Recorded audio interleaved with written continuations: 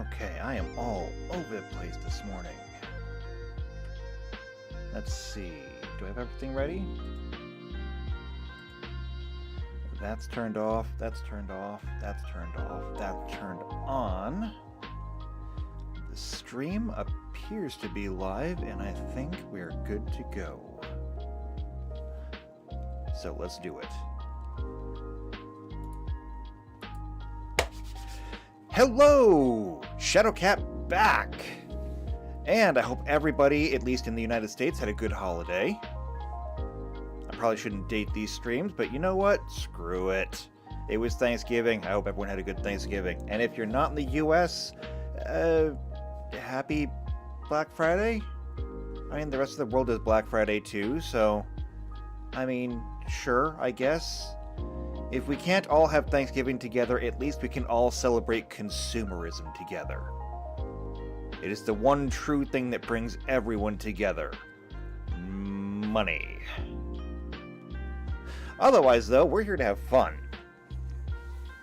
So the last time we were here, we worked in the mana system. We took apart the construction of the the Magic the Gathering universe. And we discussed the ley lines, how they create energy, how all that energy filters down through the various planes and gives energy to the planes, and how our planeswalkers are going to draw the energy out of it. And so that will go ahead and give us the mana that we need to cast spells. However, before we can actually cast spells, we're going to have to know what those spells are and what they do. And so that's going to be today's task. And for that, I'm going to need a couple of things. We're going to need, of course, our spreadsheet, so we have somewhere to put this stuff.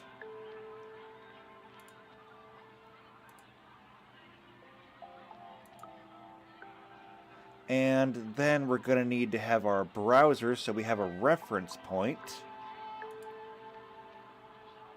And that should be everything that we need for now. Looking at the chat, I see Blizz is in the chat. Hello, Blizz. Good to see you. Hold on a second. You get a wave. Need to adjust my camera just a little bit. Still working on this. Trying to get this just perfect, because I got to set this thing up every time. Let's try that again. Can we get a wave? Almost. Maybe up a little bit more. There we go. That should be good enough. Let's try 3 for 3. Can we get a wave and not get clipped? Yes, we can. Okay, then. So, it's good to see you in the chat. And you're the only one so far. I'm sure maybe we'll see somebody. I'm sure everyone else is busy this weekend, honestly. So, I don't know if anyone's actually going to be here or not, but that's okay. We're doing it anyway. Alright, so, looking at spells. Magic the Gathering has a lot of different spells in it, and my ad block is just playing havoc with the ads that are on this page. So it's jumping a lot. I'm about ready to jump ship. Okay, I'm about ready to just quit using Chrome. See, minor tangent here. I used to use Firefox, and I quit using Firefox because I noticed that it was a resource hog. Like when I was using Firefox, and mind you, this was like years and years and years and years ago. I'd look at the RAM usage, and it's like, oh. Why is Firefox using 7 gigabytes of RAM? My computer only has 6 gigabytes, so it's like, where did they even find an extra gig? I don't know. So I switched to Chrome. And Chrome was great, for a while, until eventually it started doing the same thing, and at that point I'm kind of like, oh, okay, I think I get it. Browsers just suck up memory, left and right. And so I've stuck with Chrome this entire time.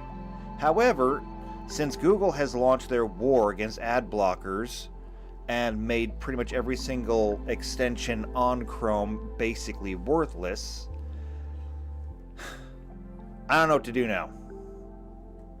I know there's no shortage of browsers out there. Most of them are terrible, though, with only a few good ones. I mean, there's Chrome, but Chrome is getting increasingly unstable. There's Firefox, which I might go back to. There's Opera, which I've used a little bit. I think Netscape is even still a thing somewhere. I remember Netscape from back in, like, the days of, like, the desktops and the CRT monitors. So, yeah. I have no idea how I'm going to fix it yet. Just, the screen may jump a little bit today as the ad blocker and Chrome go to war.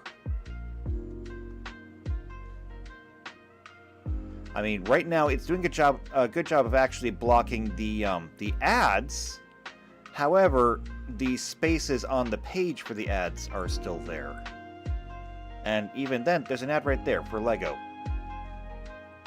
I love Lego. Alright, that ad can stay. Anyway, spells. We're doing spells today. So, looking at spells. Here's what I say. The term spell has three meanings, one technical, one casual, and one flavorful. Technically, a spell is an object on the stack that exists before the spell takes effect. Players turn cards into spells by casting them, usually from non-land cards in their hand, which is true. Everything that you put on the field that is not a land is a spell, unless that card specifically says it is not a spell. There are a few of those that are like that. Not many, but there's a few. In casual terms, spells often used by players refer specifically to non-permanent types of spells, namely instants and sorceries.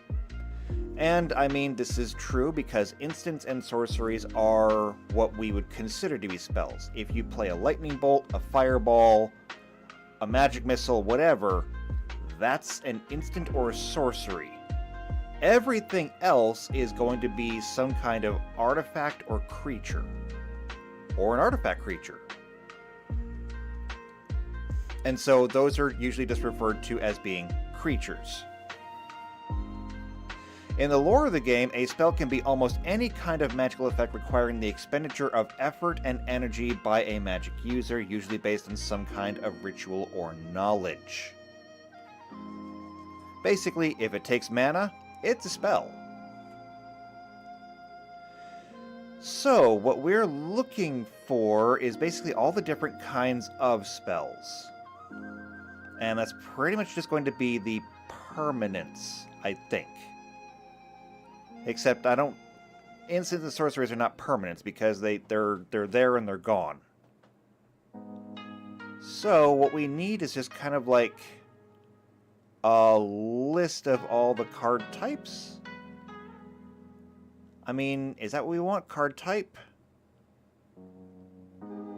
Yeah, pretty much. Please stop jumping around. This is awful. Alright, so here we go. Card types. Permanent types. We've got lands, which of course we don't need because we actually have a map system. Creatures, artifacts, enchantments, planeswalkers, and battle, or one of the non-permanent spell types, instants and sorceries. Alright, so here's what we're going to have to start working on.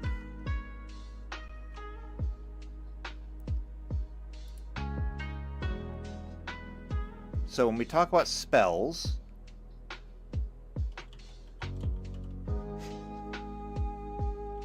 we mostly mean permanents. And we're going to need these. So we are going to need creatures, artifacts, enchantments,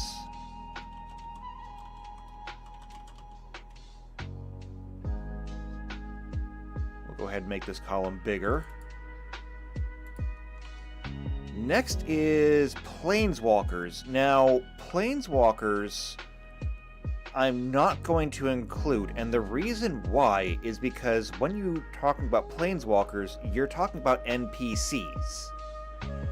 Should you be able to summon an NPC? Now, this is a little bit different.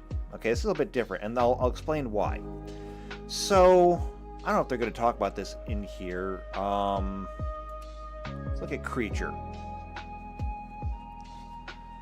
So, here's what it says about creatures. Please stop moving. God, I hate Chrome right now. And see, even those ads got through. Like I said, it's total war right now with Chrome against ad blockers. And the ad blockers are losing. Alright, so, flavor-wise, creatures represent warriors, minions, beasts, and monsters that serve the player, usually fighting on their behalf. Because almost all creatures can attack each turn to reduce an opponent's life or block the other attackers, creature cards are fundamental to most deck strategies. This is true. Creatures are played on the turret's own main phase when the stack is empty. When a creature comes into play or changes controllers, it has what is commonly called Summoning Sickness until the beginning of its controller's turn. We'll cover Summoning Sickness when we get into Summoning proper. And I say Summoning proper because today we're going to talk about spells in general. Summoning is going to have to be its own thing, because we're going to need to figure out not just how do we summon the creatures, which is going to be pretty easy. I mean, every card has a mana cost. We already have the mana system.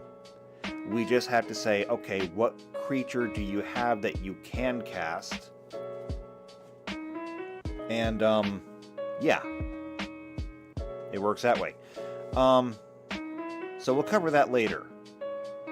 A creature with Summoning Sickness cannot attack or use any activated abilities with tap or untap symbol in its cost, but it can block and use any other abilities. Declaring how they attack, yes, we don't really need that, because when we make creatures, they're going to simply be integrated into the initiative. On the bottom right corner of each creature is a power and toughness. We'll be able to integrate those as well.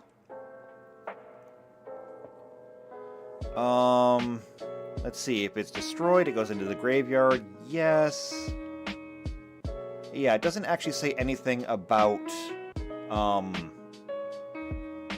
it doesn't actually say anything about what they are. So, here's the thing about creatures. In Magic the Gathering, we've discussed this before, so I'm not going to waste a lot of time on it. When you summon creatures, you're not actually summoning creatures. For example, let's say that you are a planeswalker, you just planeswalked the first time, you just realized what you are. And so you're here in this brand new plane, you're alone, you have nothing, you came there naked because you can't bring a whole lot of items with you. You could use literally anything. And so what happens is this fledgling planeswalker, without even knowing what they're doing, summons. Now, what do they summon? Well, here's how that works. Planeswalkers can summon any creature that they have seen before. Again, rules that we'll get into later. Since this fledgling planeswalker isn't going to have a vast repertoire of things to summon, they'll summon something they're familiar with. Maybe their dog. And I'm sure that I can look through here and find a dog card. I mean, can I do that? Where would I find that? Magic the Gathering card search. Here we go. We'll use this site. And I'm just going to type in dog. Actually, no, I'm going to use the advanced search. The name is going to be dog. And it's going to cost 1.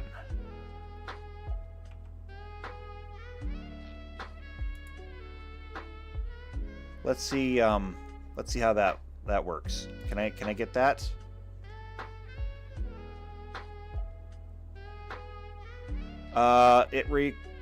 returned no results. Okay, fine. Why don't we just try the general search? How about just if I go for dog? Let's sort by mana value. We'll sort ascending.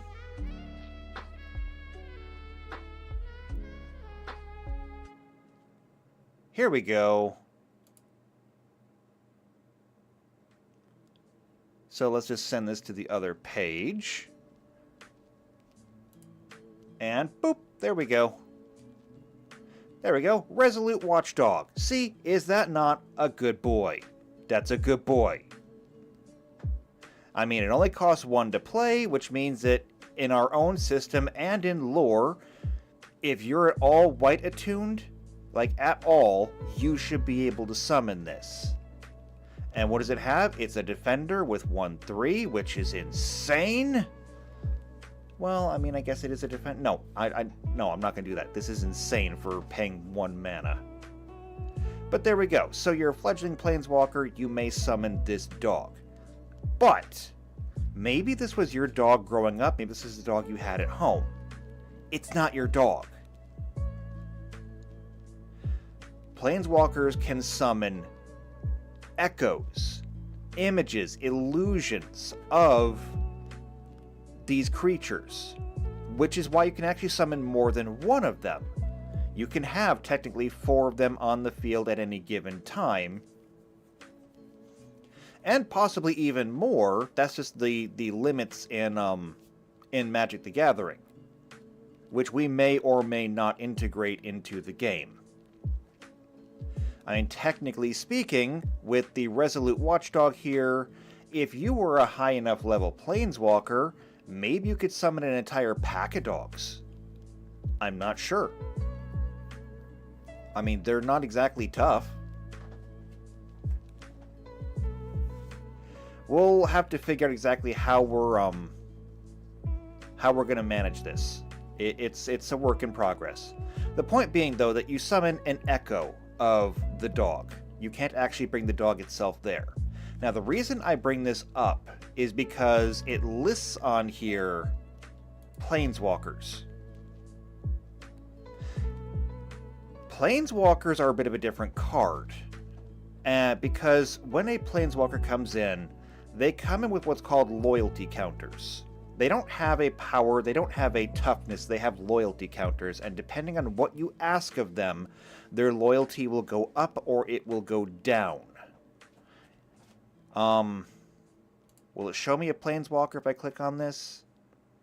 Yes, it will.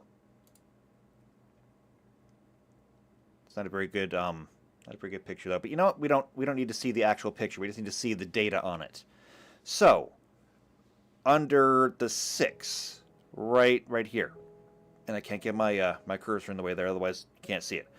Those are the loyalty counters. Basically, you can think of those as the Planeswalker's hit points. And depending on what you do, their hit points go up or they go down. For Jace here, on every turn, you could tap him and you could draw a card. And because you're not asking a whole lot of him, he'll stick around. You could ask him to untap all of your creatures.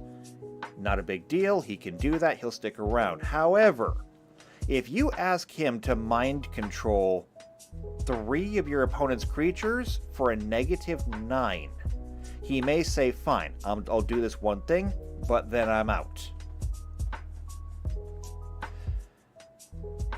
They don't have a power and toughness, they have loyalty counters, and they have the ability to literally leave when they want. In addition, though, I did say that loyalty counters are a lot like hit points, because when your opponent is declaring their attack, they can declare their attack towards you as the player, or if you have a Planeswalker on the field, they can declare their attack against your Planeswalker instead. And then you can either defend or deal with that incoming attack however you would normally do so. It's just you don't have to worry about your own hit points. The point being that the Planeswalker occupies essentially the same slot and role that you do, which means that they are, in essence, your equal. In other words, a planeswalker is not a creature. Creatures are just illusions. A planeswalker is going to be a fully fledged NPC. So I don't think we need to worry about those because they will be out there, and it's going to be one of those things where it's like, can you just summon other people? Well, actually, you kind of can. And for that, we're going to go back to Pathfinder, because I need to go to the wizard spell list. There is a level 9 spell that we're going to get into. It's a very simple spell. It's a classic spell. It's called Gate. So, what does Gate do? Gate is a classic level 9 spell. It is one standard action to cast it. It has verbal, somatic, and a material component. The range is medium, which is good because sometimes you're going to want to cast it way over there. And you can keep it open as long as you want, really.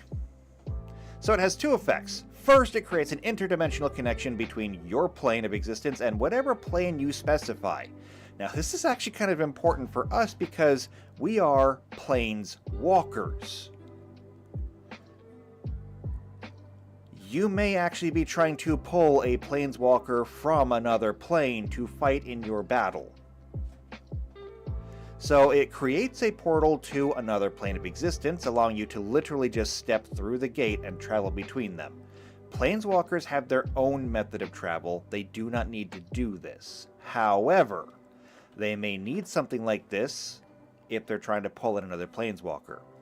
Secondly, you may then call a particular individual or kind of being through the gate.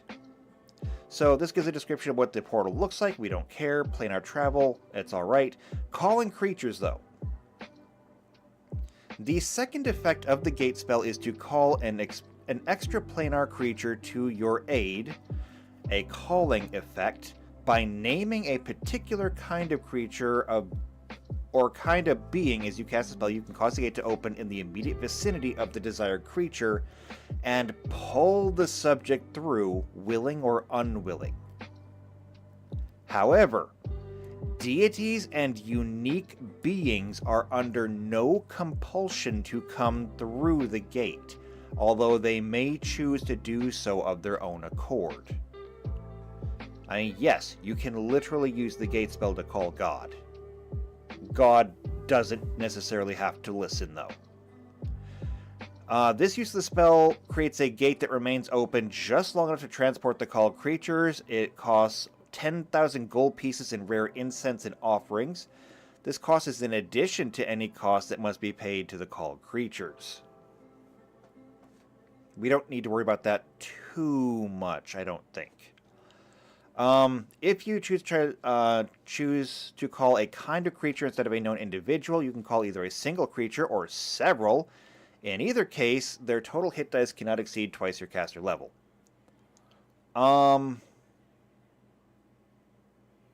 If you choose to exact longer or more involved form of service from a called creature, you must offer it some kind of fair trade in return.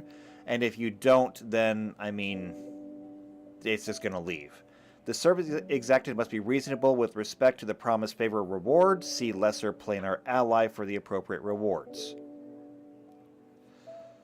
The point being, though, that if you try to summon in a planeswalker, it's going to fall under the category of deities and unique beings. They're not obligated to come to you. So if you wanted to summon, say, Jace, which we were just looking at, yeah, he doesn't have to come. So, while we could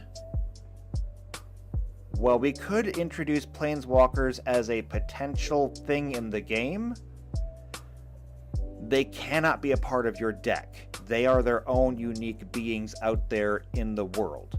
Now, plus side to this, because they are planeswalkers, it does add a lot of flavor to the world, because it means that we'll be able to incorporate all of the known planes in Magic the Gathering and all of the known characters, for better or worse. Like summoning summoning Jace might be fine. If you try to summon Nicol Bolas, I can only see that going poorly for you. Just don't do it, okay? Just don't summon Nicol Bolas. He's going to eat you. And then he's going to get mad at you for not tasting good, so just don't do it. Alright, so no planeswalkers. And then we have battles. Battles are kind of a weird card because these came out just recently in the March of the Machine expansion. So battles are attackable permanents, but they do have abilities. So we're not going to watch the video. So here we go. Battle cards have a unique horizontal card frame with a title bar, type line, and text box. Do we have an example here? Yeah, we do, right here. So here's an example. Go away, stupid video. This is a battle. The artwork is up here. You can't see it because it's kind of cut off, but just know there's artwork up there. This is the Invasion of Zendikar. It costs 3 and green to play. It says, as a siege enters, choose an opponent to protect it. You and others can attack it. When it's defeated, exile it, then cast it as transformed. So, when the Invasion of Zendikar enters the battlefield, search your library for up to 2 basic land cards, put them under the battlefield tab, then shuffle. And it has 3 points on it. So, choose an opponent to protect it. You and others can attack it. When it's defeated, exile. Yeah. So we have battles here.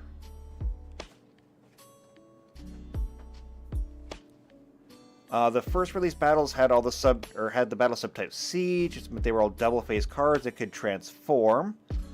While sieges do require,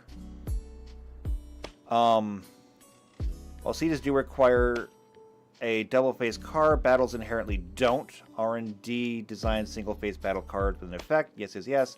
Let's just get into how they work. Essentially, a battle is like a planeswalker with only static, triggered, or activated abilities and no loyalty abilities. For sieges, a standard front-face icon is positioned to the left of the card name. A battle is placed horizontally on the battlefield, the first permanent to do so. Battles can be cast during a player's main phase, just like creatures, sorceries, and other non-instants.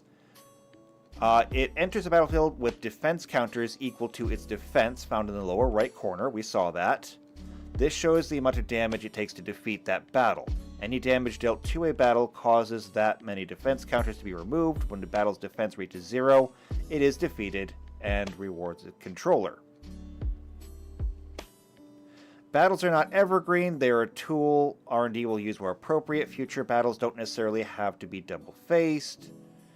The flavor is it's supposed to be that players are fighting in the battle, although players struggle to comprehend what it would mean to attack and defeat a battle in this case.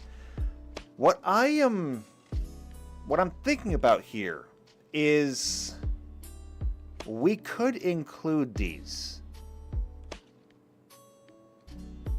And I kind of wish that I had like a listing of all the different battles. I mean, can I get that actually?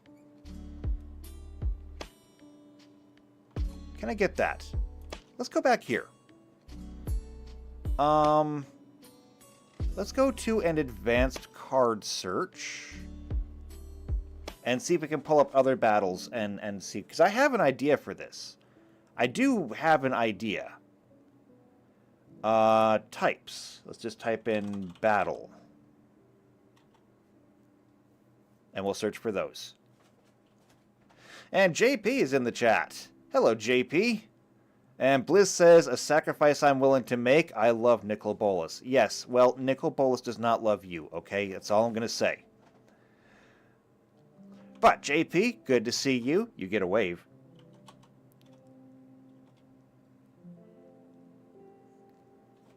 It's fine if you're late. Just see me after class. Okay, here's a whole bunch of battles. Wow, there's actually a lot of battles. Is there anything here that I actually recognize? Invasion of Alara, Invasion of Amonkhet, Akavios, Asgol, Belnon, Dominaria. I recognize Dominaria. I mean, that's because it's like the world, the universe. Eldrine, Ermagon, Flora. I don't recognize any of these places. Oh wait, there's Innistrad. I recognize Innistrad. There was an entire I think there was several editions actually for Innistrad. Kaladesh, Kaldheim, Kamigawa. There was several editions for Kamigawa. Lorwyn. I hate elves. Mercadia, Moeg. Actually, is there a Phyrexia one? Invasion of New Phyrexia. Okay, let's look at that one. I love Phyrexians. Let's take a look.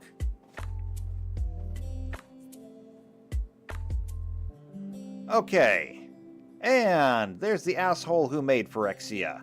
Look, I love Phyrexians. I hate the guy that made them.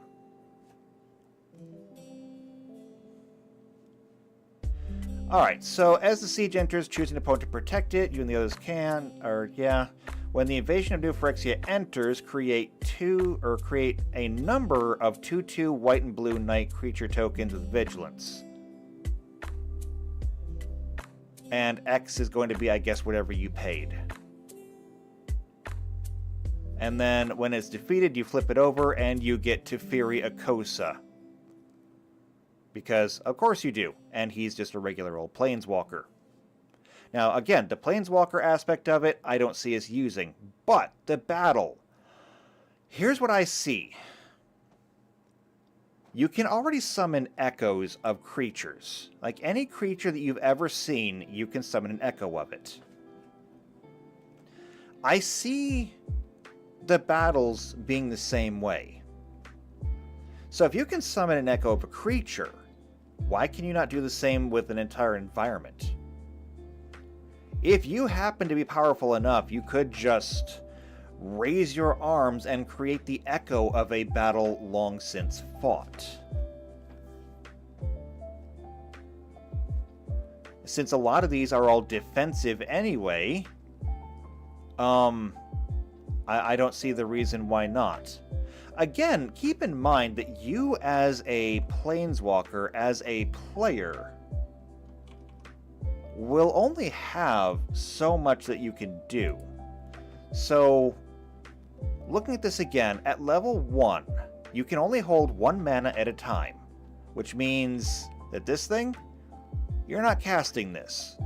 It takes at least 2 to cast it, plus if you want to get any kind of night tokens, you're going to need more mana. It does mean it's going to get better over time, but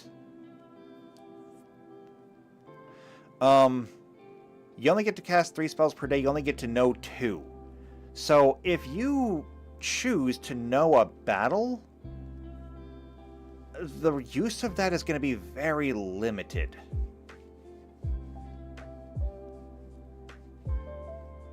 It's something we may have to look into a bit more closely. I don't see a reason not to include these, though. I think these could be a great asset to the game, even if they are regarded as kind of being a little, maybe not as good. So we're going to put battle in here.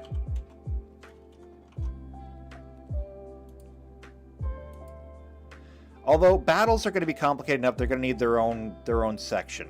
So we'll work on that. All right, back here. So Planeswalkers, no. Battles, yes. And then 1 or more of the non-land spell types, either instants or sorceries. So down here, we will play in, or type in, stop that, instant and sorcery. So this is everything that we need to work on. So creatures, let's just think about this here. Creatures, of course, are going to be their own section. See creatures. We'll just do that. Creatures are going to be their own thing. And the same thing is going to be with battles. So, see battle. Okay. So both of those are going to need to have their own stream. They're going to have their own rules. Artifacts. Now, this is going to be a little bit interesting, and I'd love to hear your input in the chat on how you feel about this. So here's artifacts. Once Chrome gets done losing its shit. Artifacts are permanents that represent magical items, animated constructs, pieces of equipment, other objects, and devices.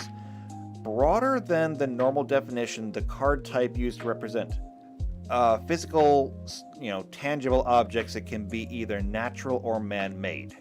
And this is true, some artifacts are just natural. History, I don't really care about the history of the cards. Variations, So, many artifacts are also creatures. They can attack and defend like other creatures, or affected by anything that affects creatures or artifacts. It's one of the weaknesses of artifact creatures. They tend to be colorless, which makes them very easy to play. However, if you play an artifact creature, it can be shattered by a shatter spell, which is a red spell that only costs 2. It can be countered by a blue spell that only costs 1, maybe 2. I mean, they're the worst of all worlds. Colored artifacts have colored mana costs. Not too many of them, but they do exist. The use of color artifacts came in eventually. Stop jumping around on me. God, I hate Chrome right now. Friendly to artifacts. Unfriendly to artifacts, yeah, don't care. And then there's a whole bunch of rule stuff here. So anyway, the important part here is this. I'm a bit torn when it comes to the artifact idea. My initial thought is for artifacts to simply be that. I don't necessarily like the idea of artifacts being spells. I would much rather see artifacts be real artifacts. And the reason why is I can show you this. If I just type in sword here and do a basic search for sword. Okay, bad example. I'm going to type in sword into the advanced search and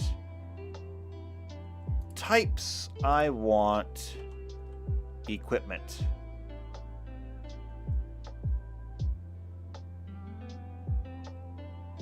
Oh, okay, wait, hold on. No, it's not going to be here. Equipment is a subtype.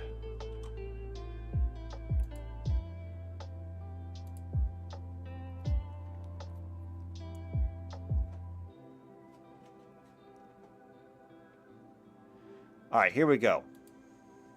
Bronze sword.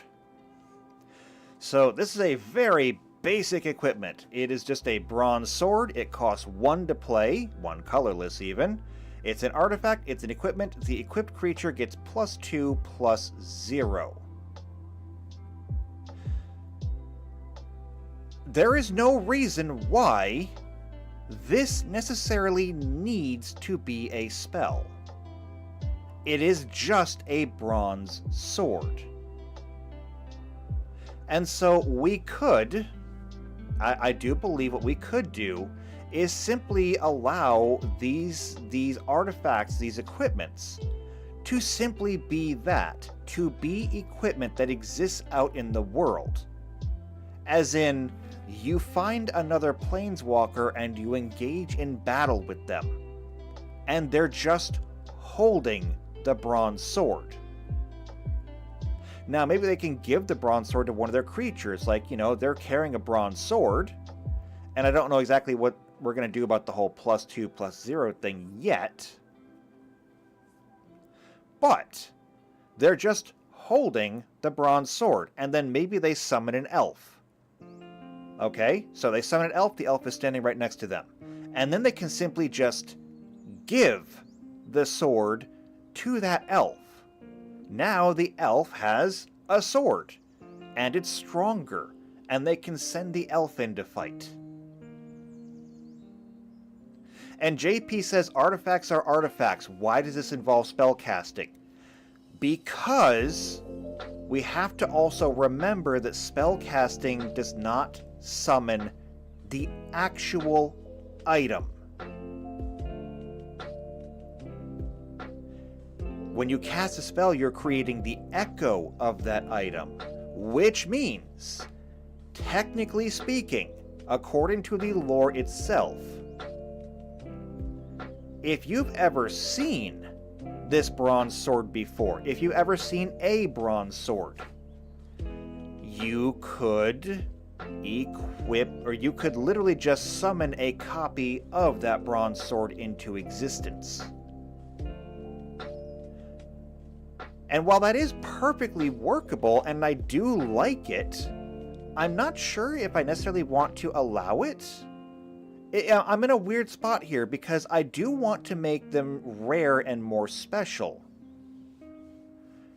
The only thing I can think of as a compromise would be to make the artifacts different than their echoes. But then, I mean, does that then mean that you're summoning a lesser version? I just don't know.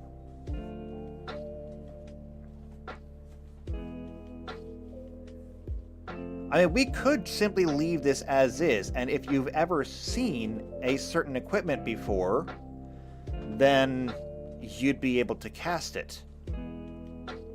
However, I mean, this is very complicated because I'm not sure where we need to draw the line here. Do we then make it so that, and this actually applies to anything, it says that you can only summon, or you can only summon a creature that you've met before. Does meeting a creature from another planeswalker count? Like if you're a primarily blue-white player, okay, you're primarily a soldier wizard player, and you're up against a planeswalker who has a strong affinity for red. If they summon a goblin, and keep in mind, this is just the echo of a goblin they've seen before.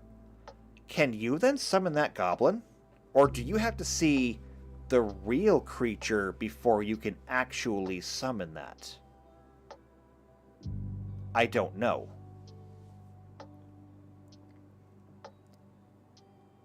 As for things like JP says, I can see a spell to summon Excalibur, but not for usage. Well, again, you're not summoning the actual sword, according to the lore. So, what that would mean is that essentially there is only one Excalibur. Okay? And I do believe that we can actually find an Excalibur. Can we find Excalibur? Excalibur. Yep, there it is. Excalibur, Sword of Eden.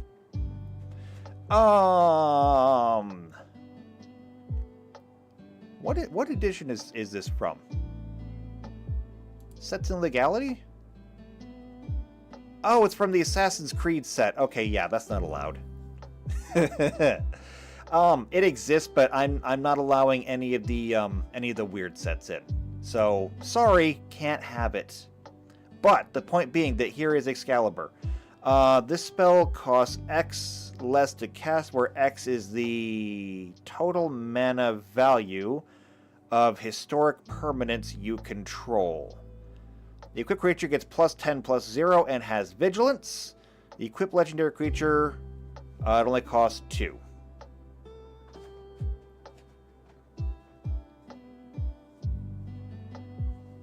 JP says you have to see the source material, not the copy. I mean, that does kind of make sense, actually. And I do tend to agree. You'd think that you would actually have to encounter the real thing. But yes, if you were to encounter the real Excalibur, why then could you not then summon an echo of it? Now, the difference here being that if you actually had Excalibur in your hand, well, you actually have the sword. You don't need to cast it, you're literally holding it. Whereas anybody else would have to expend, in this case, 12 mana. 12 mana. Again, we go back to our Planeswalker here. Since you only are able to control 1 mana per level, that essentially restricts Excalibur to being a level 12 sword. Now again, I don't know what we're going to do about how these numbers work. However, if the plus 10 was to say, and I'm spitballing here, do not think this is going to remain the way it is. If we're going to say the plus 10, if held by a Planeswalker, is the number of d6s that it can do, oh my god. That means that it is a sword that would do 10d6 every time you hit something with it. That is not even how weapons work in Pathfinder. Because if we come back here and we look at equipment, this is not like Starfinder where weapons have levels and they level, or you can pick up stronger versions of other things. No, in Pathfinder, weapons are just weapons. I mean, you can see it here. If I come down to martial weapons and we just look for your bog standard longsword, right here, longsword. This longsword does 1d8 damage if you're level 1. It does 1d8 damage if you're level 20. Okay? Period. Unlike in Starfinder, where if you're looking at swords, there's going to be just your standard steel longsword. It'll be your, or you can get a steel vibro sword or a laser sword or whatever. So having it so that Excalibur does like 10d6 damage doesn't entirely fit. I don't know. I'm not spending a lot of time on it right now. However, I do see that PC Unicorn is in the chat. Hello, PC Unicorn. You're going to get a wave. I got a wave for you. There's a wave. It's good to see you. And PC Unicorn says, does that mean by that logic that when you encounter something, even in battle, you can then copy it immediately? That's what I'm struggling with at the moment. Because I don't think that should be possible. Except at the same time, I do think it should be possible. Now, copy it immediately. The answer to that is no. The answer to that is no, and I'll tell you why. The reason being that, as we've established, according to our rules, you only have a certain number of spells known, okay? So at level 1, you get 2, and you get 2 additional spells per level. That means that when you go into battle, unless you've got like an open space here, I cannot see you learning a spell immediately. And who's going to do that? I mean, I don't see anybody doing that. Now, I have some home rules that are kind of similar to doing stuff like that, but even my homebrew rules don't allow you to just learn something on the fly like that. We could allow people to learn from other planeswalkers, and I mean there is some credibility to that. Like, imagine. Let's just imagine here, okay? Let's take a bit of a tangent.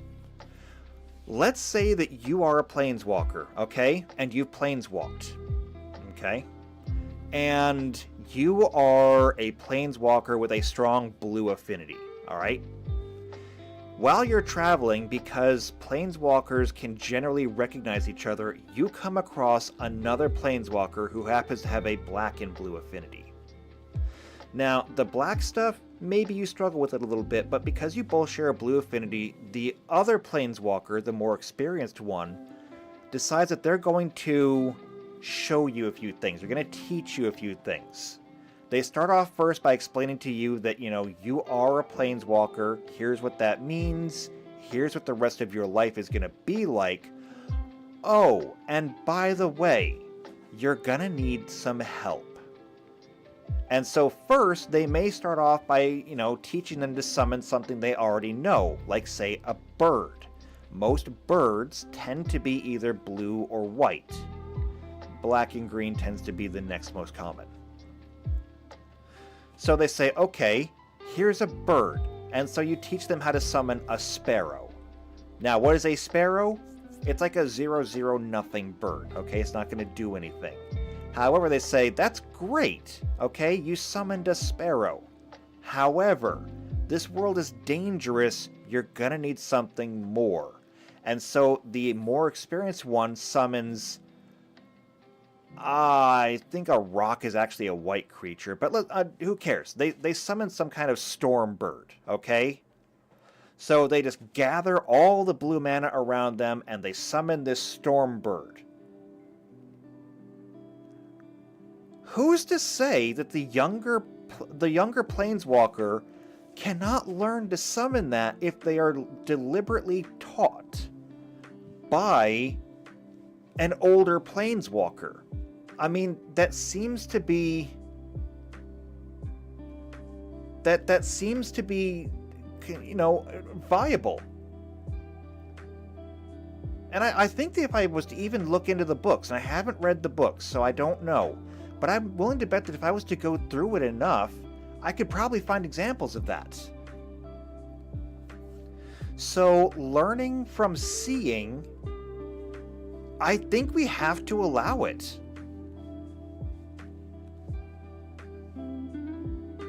Now, we can always add nuance here, okay? We can.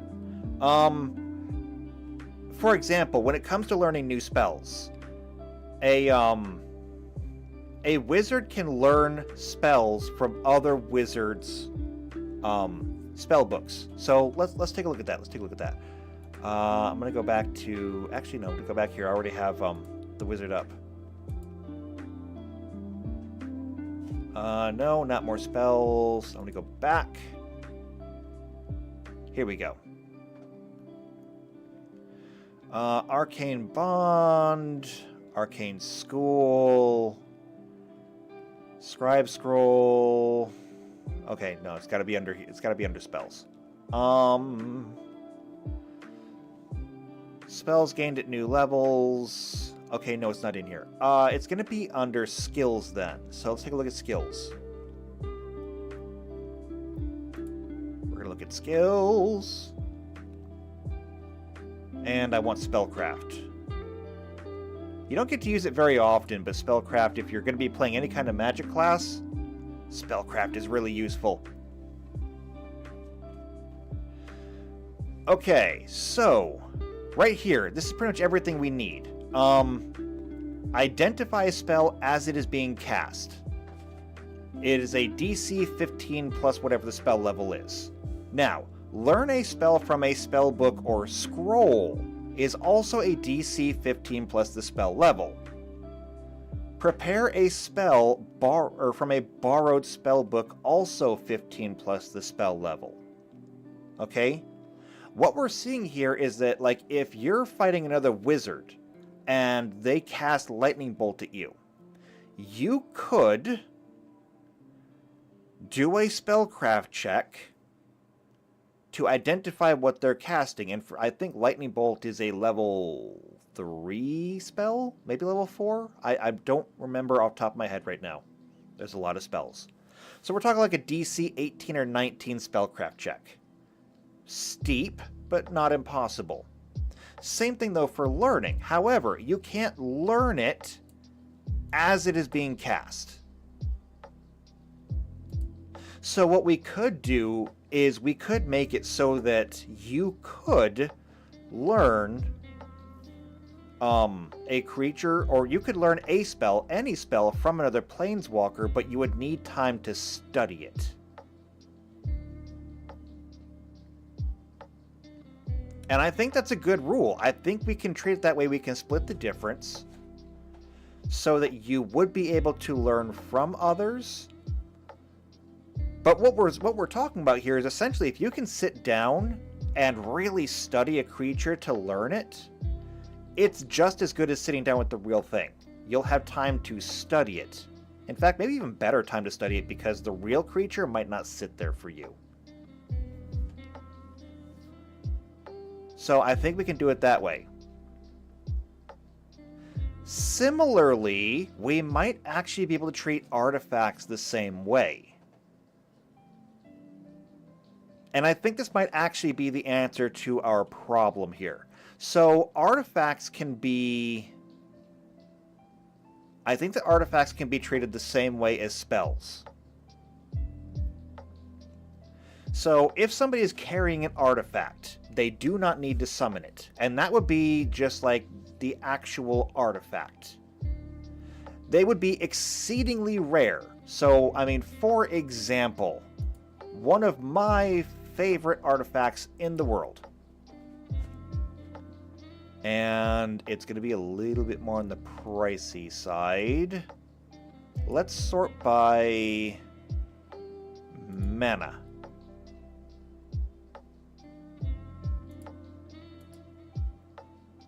Oh, no, I don't want to refine. I just wanted to sort.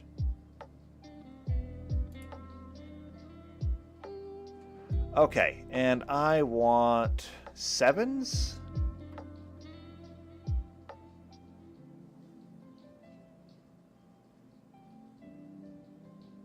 Where is it? I did a search for equipment. I did a search for sword. How is it not in here?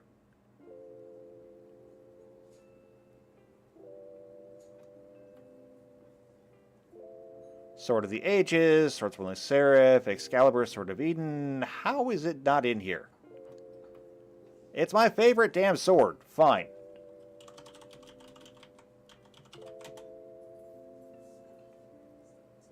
Just look it up that way. There it is. Oh, new art. I don't have that art. That's why I couldn't identify it. I didn't know the picture. Sword of Cauldron. I love this one. So it costs 4 to play it. It costs 4 to equip it. Equipped creature gets +5/+5. And whenever they deal damage to a creature, destroy it. It has Death Touch. Oh, and when you destroy that creature, remove it from the game. It's never, ever coming back. Fun sword. So, I mean, there is like only one Sword of Cauldron. It's a legendary artifact, and we may be able to limit these things as such. Like, if it says legendary, there's only one. Which means it's basically off the table unless by some miracle you actually come across it. So, legendary artifact here. That means that there's only really one person in all of the multiverse who could possibly be carrying this sword.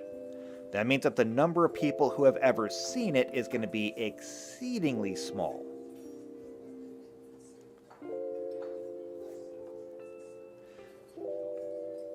But if you're actually carrying the sword, then great.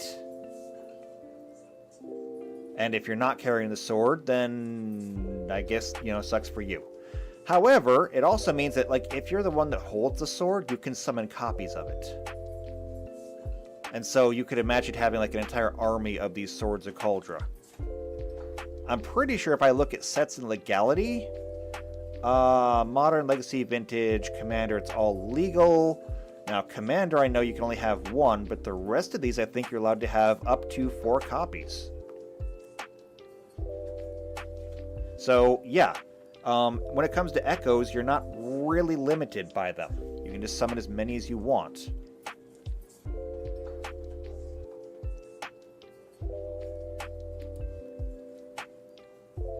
So I think we can do both. I think we'll be able to have the artifacts be artifacts. I think we'll also allow them to simply be summoned. So artifacts are going to be summoned just like creatures. We're probably going to need to have a stream just for artifacts, though, to determine exactly how they're going to work. Now, that leaves the rest of these. Enchantments, instants, and sorceries. Now, these are like actual spells.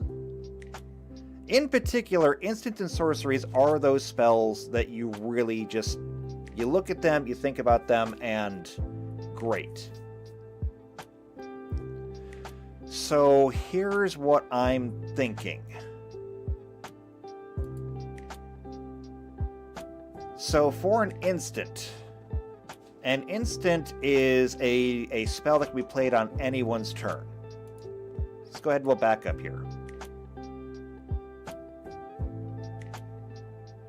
So again, non-permanent spells are instants and sorceries. So instants like sorceries represent a one-shot or short-term magical spell. They are never put onto the battlefield. Instead, they take effect when their mana cost is paid and the spell resolves, and then they are immediately put into the graveyard. They have no timing restrictions. They can be played at any time anyone has priority, including other players' turns, and while other spells or abilities are waiting to resolve. That's important because that resolution is when everything actually happens. If somebody goes to play a creature and you have a counter spell, you can counter that card before it has resolved. Instants do actually have a counterpart in Pathfinder. If we come back here, and we come down to rules, game mastering, combat.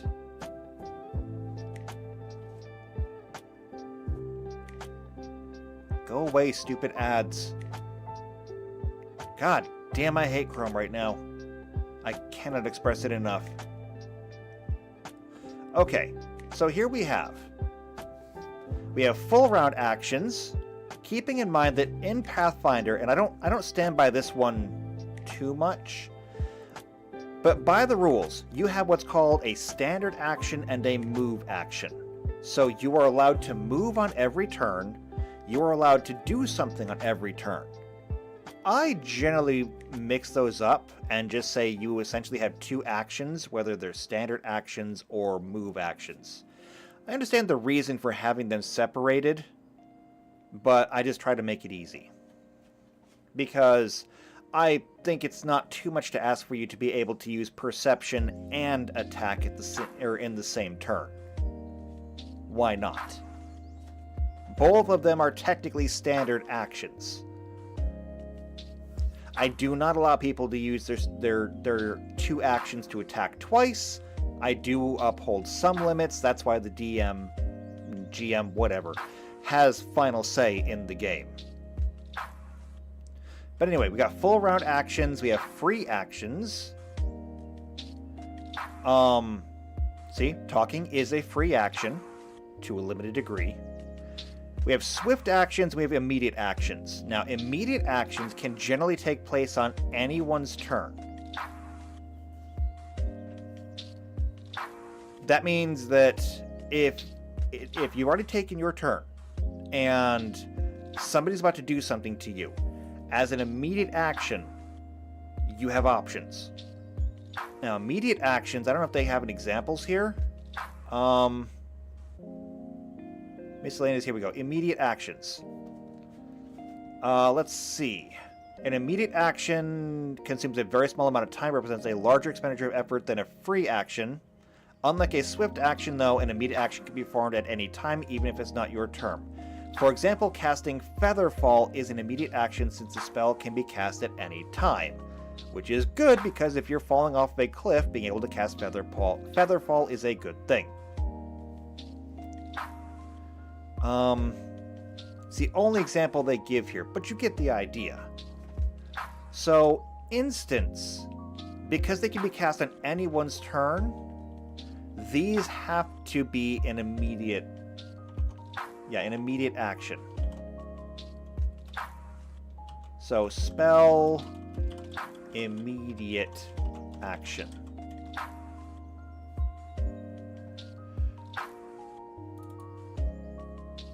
Which brings us to sorceries. Sorceries in general can only be played on your turn. The question then is, what are they? Are they a swift action or are they a standard action?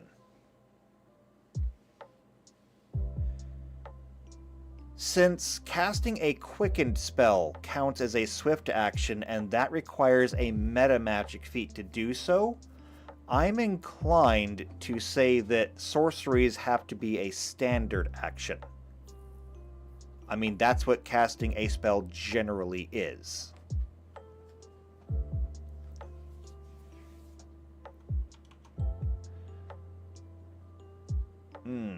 But is that true? Now, here's where things are going to get a little bit complicated. Technically speaking, there's no limit to the number of spells that you can cast. If you're playing a game of Magic the Gathering and you have the mana to do so, you are allowed to play as many spells as you want on your turn. This could make a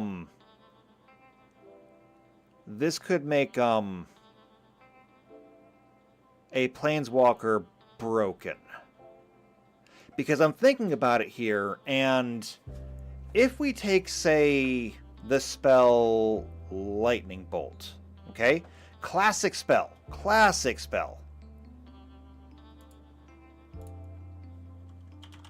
Lightning Bolt. Okay? So Lightning Bolt has been around since forever. Literally. It's from Alpha. It costs 1. It costs exactly 1 and it does 3 points of damage.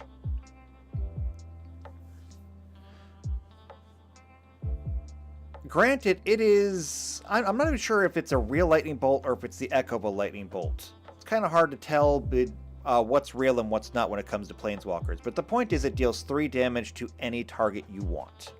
Okay? I mean, it's a meme for a reason.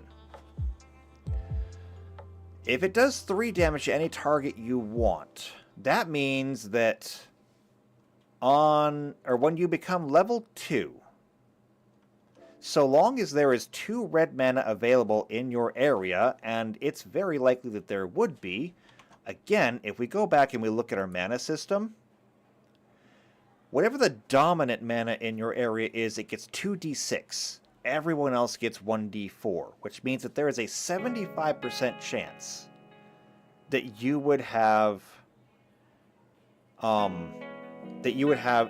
mana or 2 red mana available.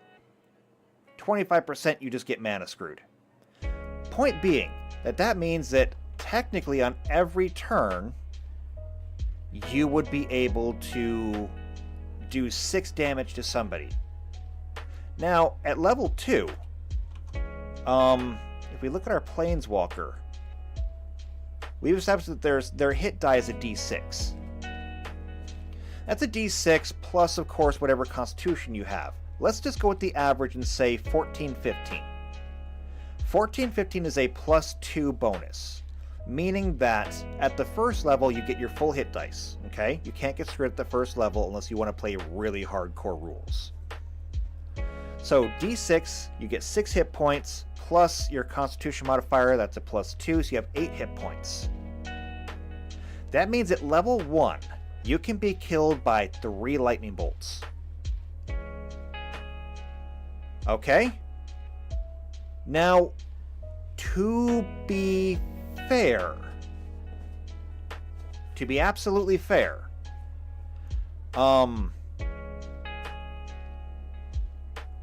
and this is gonna get really complicated really fast now that I think about it.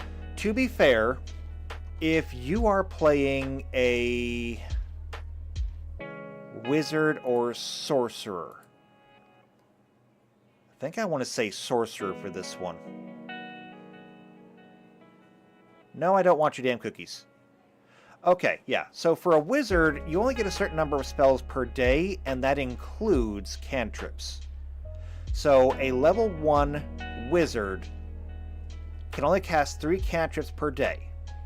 However, on those cantrips, we have Ray of Frost. Ray of Frost deals 1d3 cold damage. Now you have to roll for it, but if you get hit by 3 damage each time, yeah, Ray of Frost would still kill you.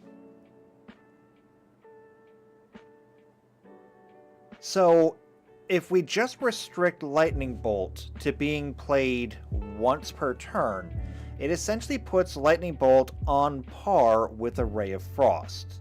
The only difference being that Lightning Bolt deals 3 damage, and Ray of Frost deals 1d3. However, I have an idea for that. What if... Okay, what if...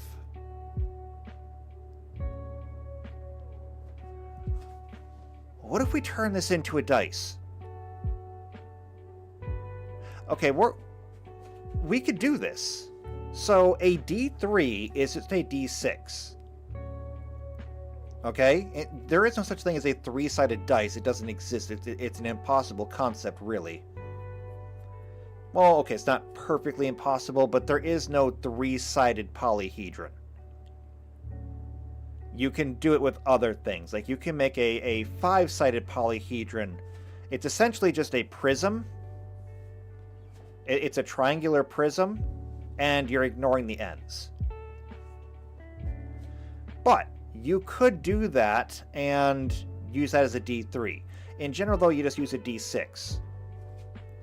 What if we took a spell like Lightning Bolt and made it so that it deals 1dx, where x is the listed damage on the spell? That means that Lightning Bolt would be right there on par with, it would be right there on par with Ray of Frost, which is perfect. It also means that, and this is actually a card that I have, we could take a spell like Searing Wind, which costs 9 to play. It deals 10 damage to target creature or player. We could say this deals 1d10 damage. Here's the problem with that, though.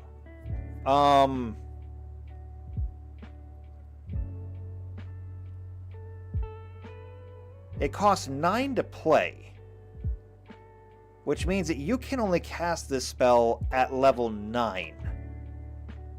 And 1d10 damage at level 9 is bad.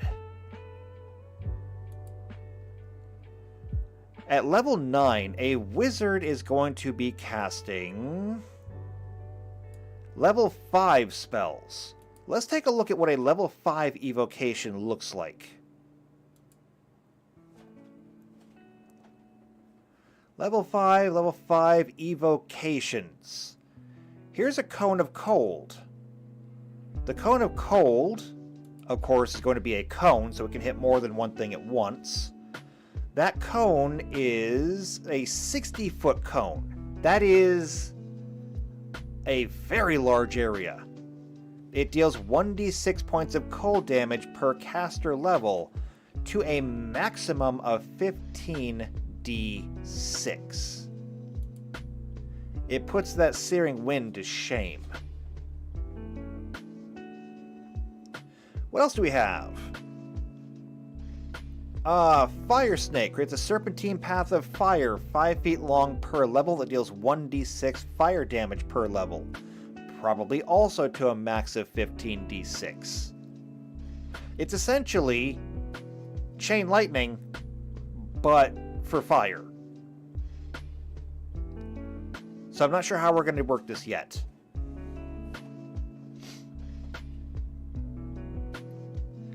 And let's see.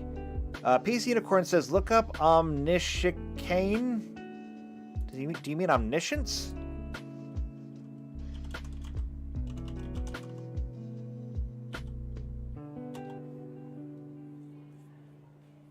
Omniscience. Wow, that is a fancy card.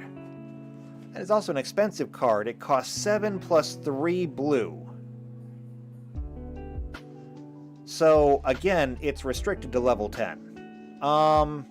It's an enchantment. You may cast spells from your hand without paying their mana cost. Wow. That is powerful. I mean, here's where it might come down to GM approval, because it's clearly a broken card. Now, granted, let's grant something. In the tabletop game of Magic the Gathering, this is a very powerful card, but it's not inherently a broken card. See, by the time you have enough mana to actually cast this thing, you probably do not have any problems casting anything else. Now, you could do so with the use of mana rocks and mana amplifiers and things like that, as well as, mana creatures and such. But by the time you can cast this, you can already cast pretty much everything in your deck. Now, the only time where this becomes really interesting is because you don't have to pay its mana cost. Technically, once Omniscience is on the field, you're also no longer restricted by color. Meaning that if you had this in a mostly blue deck, but you also had black, white, green, and red cards in there, you can play all of them. On the tabletop, by the time you've played this card, you're probably already winning the game. In terms of what we're doing here in Pathfinder, I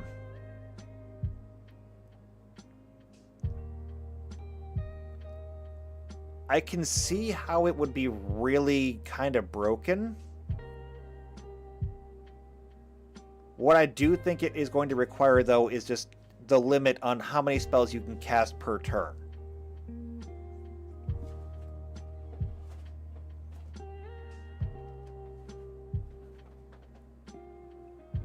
I don't know. I mean, I think about it, and I can think about I could think of a whole lot of pros and cons. The reason why I bring this up is because a wizard can only cast Ray of Frost once per turn. Period. It's a standard action. If I look at this, and we come back to cantrips, and we look at Ray of Frost. Ray of Frost cast time is one standard action, okay? Even if you were to quicken it, it's a swift action. And I still don't think you could play 2 Ray of Frost in one turn. One as a swift action, one as a standard action. But maybe I'm wrong about that, okay? Maybe I'm wrong. Let's go ahead and assume that I'm wrong. Maybe you can actually do that. I mean, you prepared 1 Ray of Frost at a higher level so that it's quickened, and so once per day you could cast a quickened Ray of Frost and a regular Ray of Frost in the same turn. That is still nothing compared to a Planeswalker who has enough mana being able to just say Lightning Bolt, Lightning Bolt, Lightning Bolt, Lightning Bolt. Then again, we're also talking at like level 4 to do 4 lightning bolts. You're talking about doing a maximum of like 4d3 damage. I mean, maybe it works. To be fair, I guess, we're already really restricting the number of spells that a Planeswalker is going to get, so maybe giving them the ability to cast more than 1 per turn to the limit of their mana is not the worst thing in the world.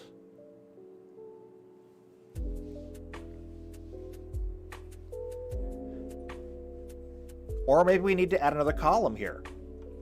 Maybe we should also add a spells per turn column. And then since we've already got by 1s, by 2s, and by 3s, we just got to figure out which one. We could set it so that it follows this, where they can only cast 1 mana per turn, or 1 spell per turn, 2 spells per turn, etc. So that, you know, even at level 3, they can only cast 3 lightning bolts per turn. At level 3, that would be a maximum of being able to dish out 3d3 per turn. What can a wizard do? Actually, no. Let's compare better to a sorcerer.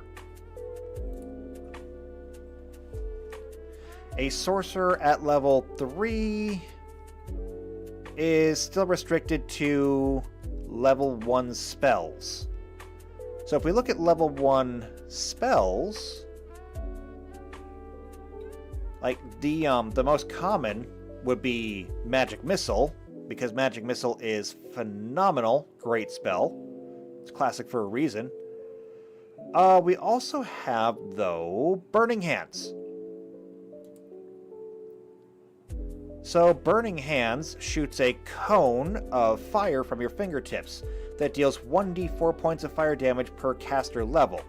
Since you're at level 3, that's going to be 3d4.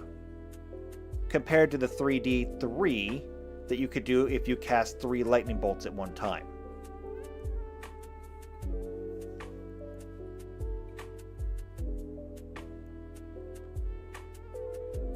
The difference being that the sorcerer can only do this a certain number of times per day. Whereas the planeswalker would be able to do it so long as there was mana available. Yeah, I mean, the sorcerer can only do this 5 times per day. After that, you're on your own. Grab a knife. Planeswalker? Well, no. We've already got that handled.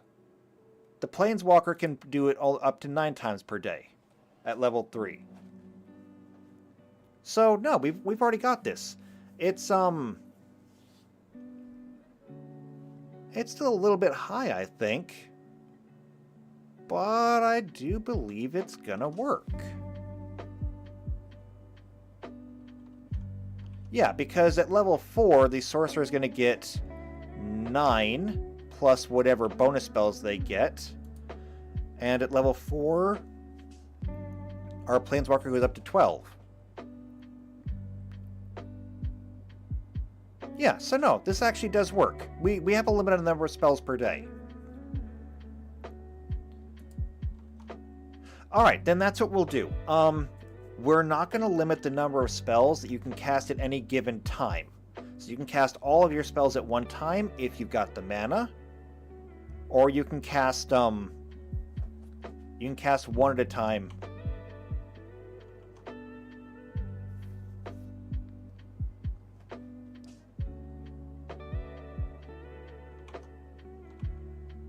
So how are we gonna write that down?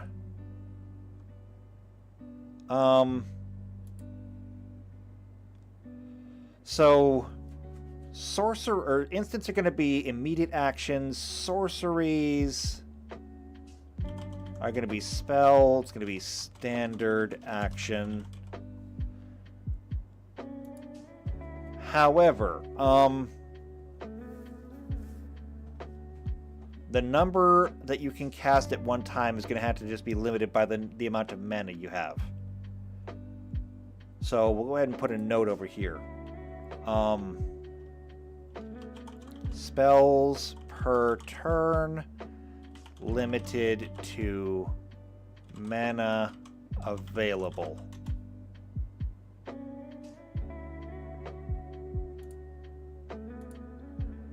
So you might want to cast 3 or 4 lightning bolts per turn, but if there's only 2 red mana, you can't. And I do think that may be a decent limiter. A sorcerer is not limited by pretty much anything. A sorcerer can cast their spells anytime, anywhere, any way, and it doesn't honestly matter. I mean, you can lock them in a box and bury them underground, and a sorcerer can still cast their magic. If a planeswalker is in the wrong place, they may not be able to.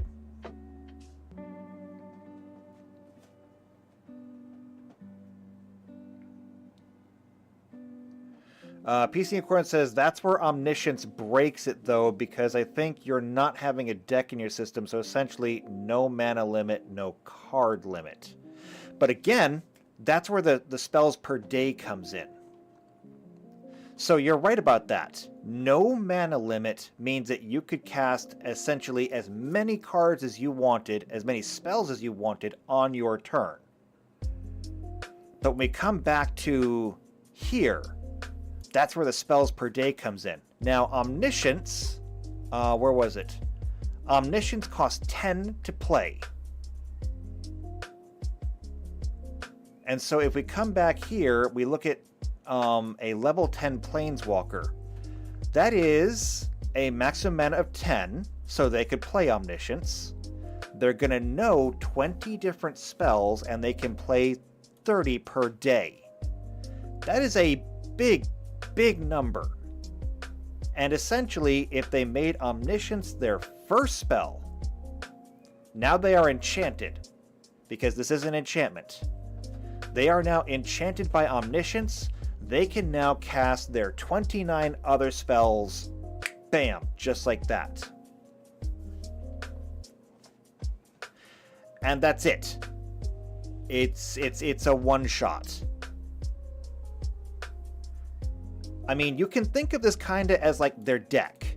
So they only get to know this many cards, and this is the number of cards in their deck. So they got 30 cards in the deck. Once they use Omniscience and once they play all of them at once, deck's empty.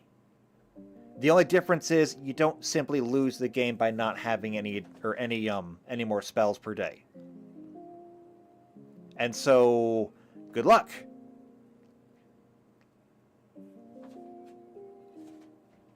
I mean, the other thing is that we just simply ban the card from the game. I mean, it may be too broken to allow.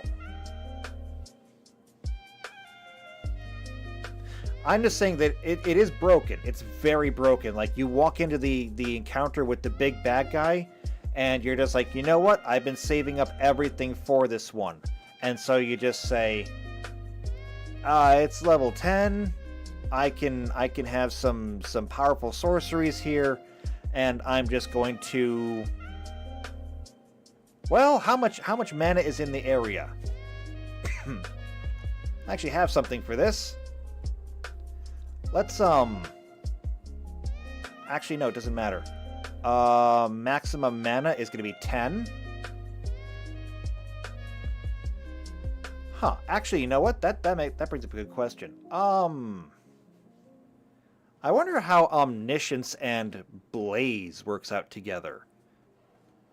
Do you still have to tap lands to pay for Blaze, or does Blaze now do infinite damage? I wonder. Let's look at the discussion. There is no discussion on this card. Wow. Kind of thought it would have more.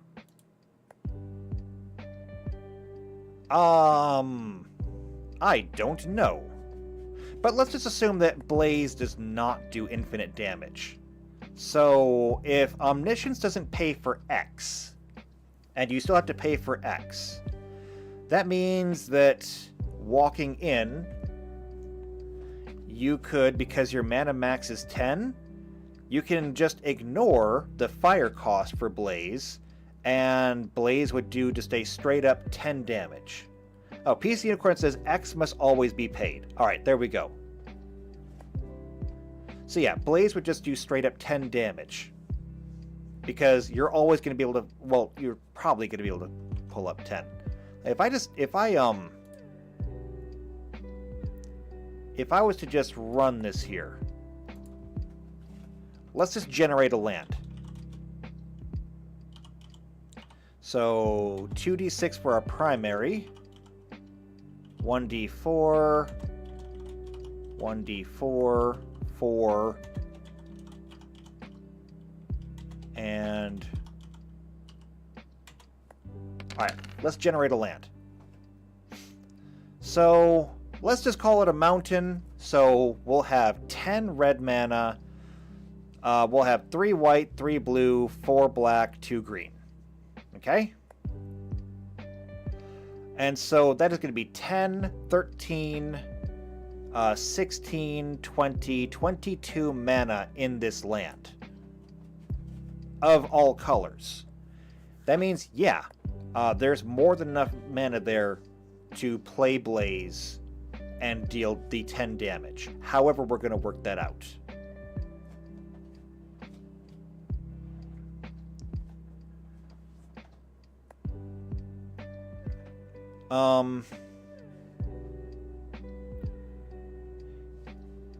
Yeah, I think it's one that we'll have to think a lot more about when the time comes. I think we'll just it'll need a little bit more work. And there's going to be some spells that are like that. This is going to be a very difficult conversion because so many things are going to have to be taken on a case-by-case basis. Trying to make an overall standardized conversion for magic cards to spells is not going to be easy. Okay? Which is one of the reasons why I pride myself on being so good at what I do. Even Wizards of the Coast can't keep their own game straight. I am going to keep their game straight. Okay? Am I saying that I'm better than Wizards of the Coast? Yes. Yes, I am. Don't at me. Unless it's to offer me a job. Okay, so spells are only going to be limited per turn to the number of mana available. Which brings up enchantments. Enchantments are going to be the same thing. The only difference is... these are going to be a spell. And it's going to be a standard action. I'm going to bring this down here because we need to look at these. So, one of the things that we need to look at is you can cast spells on other creatures. And every single one of these can be targeted towards another creature.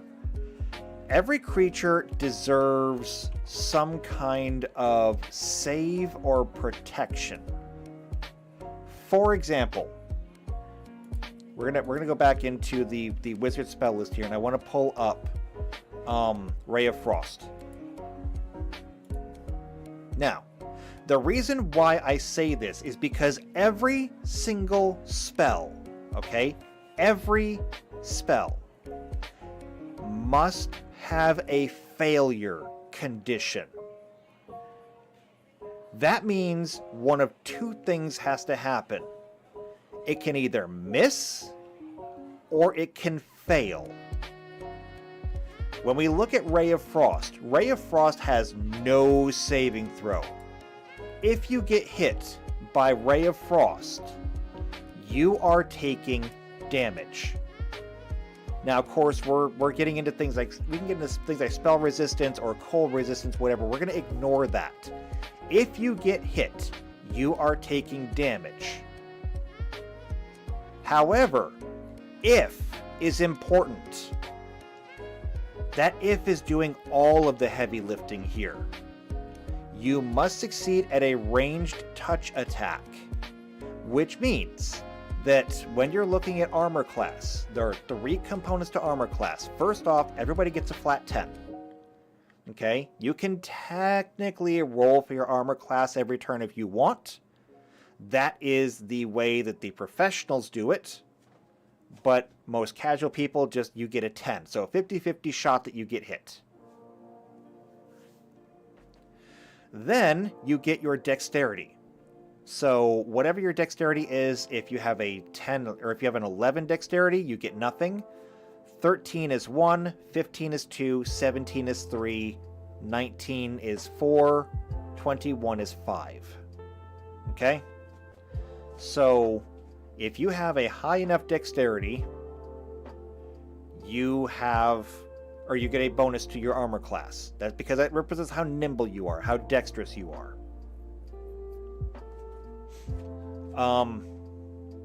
Actually, I should have done that the other way. It's actually 10, 12, 14, 16, 18. But there's 2 numbers in each one, so. After that, you get your armor. Let's say you're wearing a set of just straight up leather armor. I think leather armor gives a +1 to your armor class. So if you had a 14 or 15 for your dexterity, that means you get a flat 10, +2 from your dexterity, +1 from your armor, which gives you a total armor class of 13. Now, then there's flat-footed and touch. Flat-footed, if you're caught flat-footed, you lose your dexterity bonus. If it's just a touch spell, you lose your armor bonus. In this case, all they have to do is touch you with a ray of frost. The armor you're wearing doesn't matter. So the only bonus you get is your dexterity. The more dexterous you are, the harder you are to hit. But still, that means that you as a wizard must make a ranged touch attack, so it's 1d20 plus your base attack bonus plus your dexterity bonus, against their touch AC, which is 10 plus their dexterity bonus. And if you miss, you miss. You get nothing. However, there are other spells out here. In particular, let's go to enchantment. Daze. So again, Daze is another spell. It's a close range spell. It can only affect a creature that has 4 hit dice or less, so smaller creatures or anybody who's level 4 or lower. However, this has no such attack roll. You cast the spell on somebody, it automatically hits. However, they get a saving throw. A will save can negate it. Now, for a wizard, that means that you need to make a will save versus the spell DC. The spell DC is, I believe, 10 plus your primary attribute. So, for example, a wizard, it's going to be intelligence, plus the spell's level. In this case, it's the cantrip. There is no spell level. So it's just 10 plus your intelligence. And so they have to overcome that. They do that, they're not dazed. Every spell has to have a way to fail. So what we need here is some properties. One of those properties, of course, is going to be damage. Now, damage is either going to need an attack roll or a reflex save.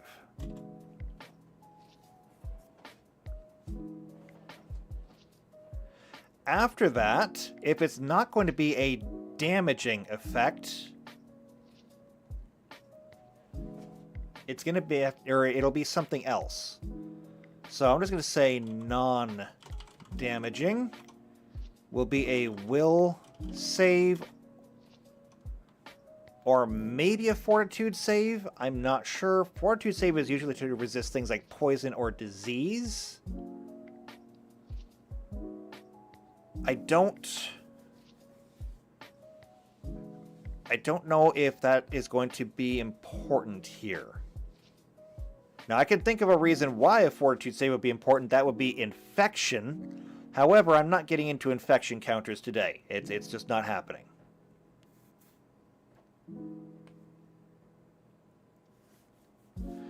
Alright, so if it's a damaging attack, it has to be either an attack roll or a reflex save. And my first thought, of course, is an attack roll.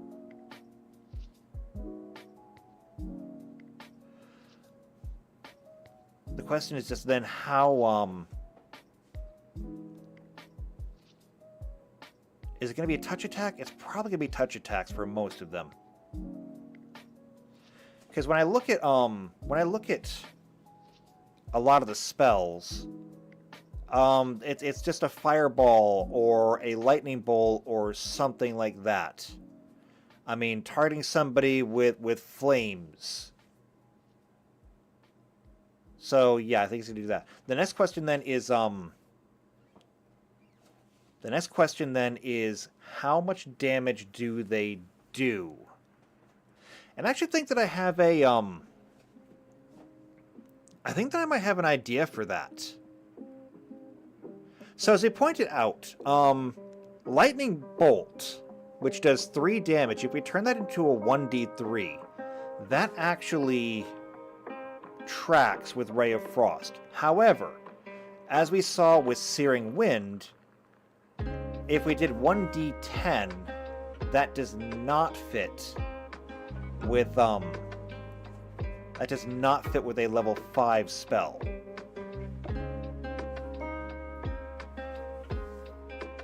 What I think we're going to need is a standardized dice system for the damaging spells.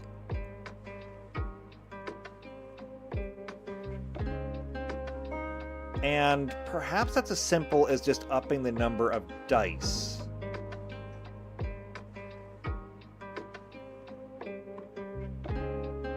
So if I was to look at a level 2 spell, a spell that costs 2, I actually have some of those. In my own personal burn deck, I have the spell Volcanic Hammer.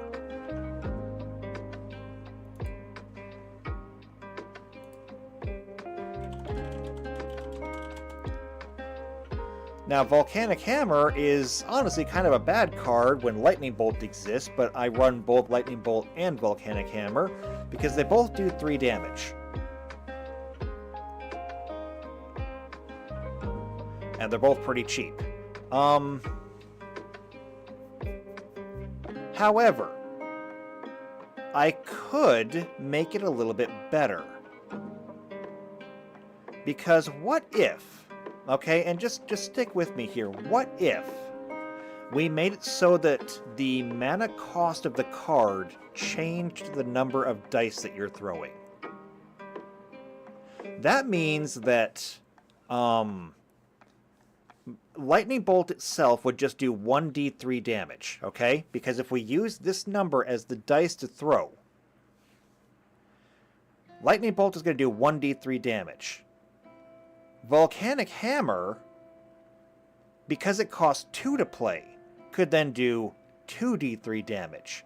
Meaning that it would honestly be kind of pointless for you to take both Lightning Bolt and Volcanic Hammer, because you could, at level 2, throw 1 Volcanic Hammer that's going to do 2d3 damage and cost you only one of your spells per day. Or you could bring Lightning Bolts, and you could achieve the same result with 2 spells per day. You really wouldn't want to take both of them. It's not helping you. You would take one or the other. It also means that if we come back to Searing Wind, if we look at Searing Wind costs 9 to play and does 10 damage. That means if we went by the rules of the mana cost is the number of dice thrown, and the damage is the D on the dice, Searing Wind would do 9d10 damage. Now let me get my calculator out here. Let's do some numbers here, because we compared it to a different number. I think it was Cone of Cold that did a maximum of 15d6. I want to see how these numbers work out. Obviously, 9d10 maxes out at 90 damage, which is significant. Okay, that's a lot of damage. What is 15d6? 15d6 is 90 points. Okay, 15 times 6 is 90.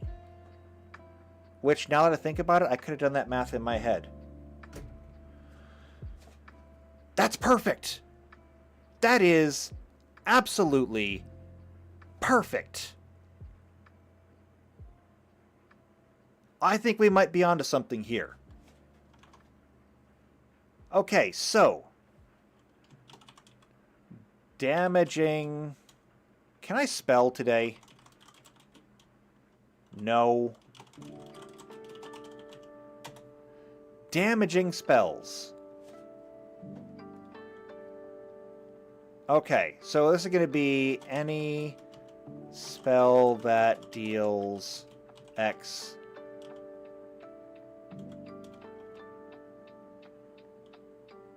Well, any spell that deals number damage. Okay, so the number of dice is going to be the converted mana cost. And then size of dice is going to be the damage listed.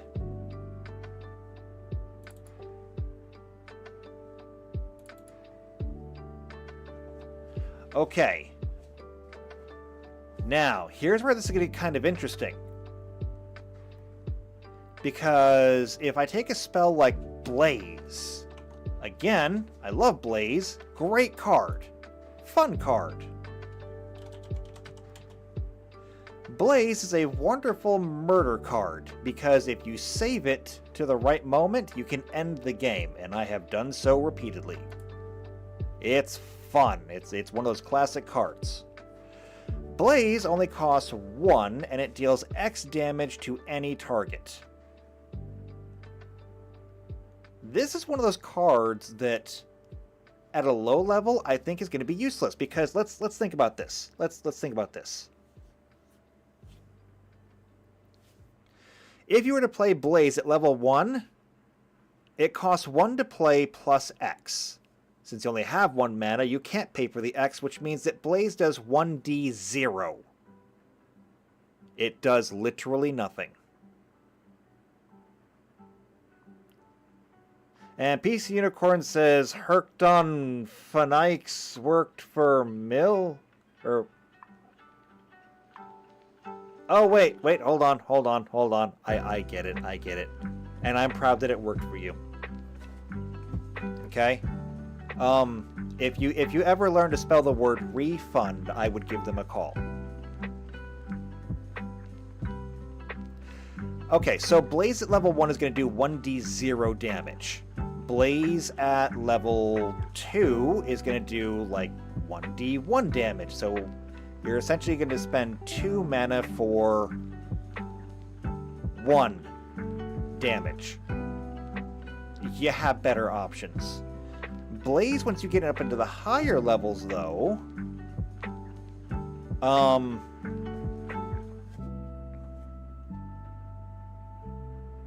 well, no, hold on a second. I'm looking at this wrong. Because it says X in both categories. It says X in both categories. So, let me think about this. Let's just go with a level 10 caster here. If you pay 10, well, if you use all 10 mana, that means you got to use 1 for the spell. Okay? 1 for the spell. That means X is 9. And since that 9 is going to go into both places for the X, that means that Blaze will end up doing 9d9 damage. At level 11, it could do 10d10 damage. Either way, it's always going to do xdx damage, which means that the maximum on it is going to be growing by squares. At level 1, it does 1 damage. At level 2, it does 4. Level 3, it does 9. 16, 25, 36, 47, or 49, excuse me. It goes up by squares. to a maximum of, if you were to cast this at level 20, 19 squared. What is 19 squared? 361 maximum. Or, if we divide that by half, 180 average. Blaze is an amazing card.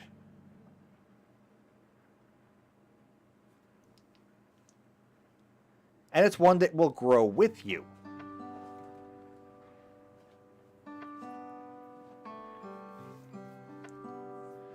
Okay, that is broken in terrifying ways.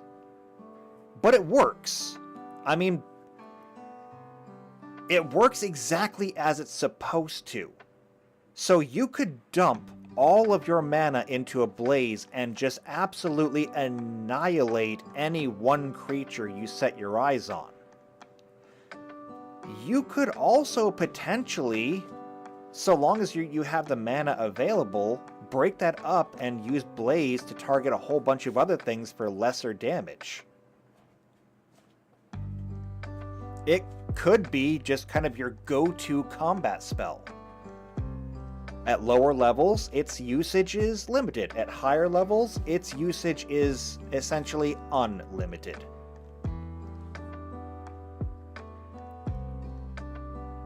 I think this works perfectly. I mean, what do you think? Is this not the greatest thing ever? I think this is the greatest thing ever.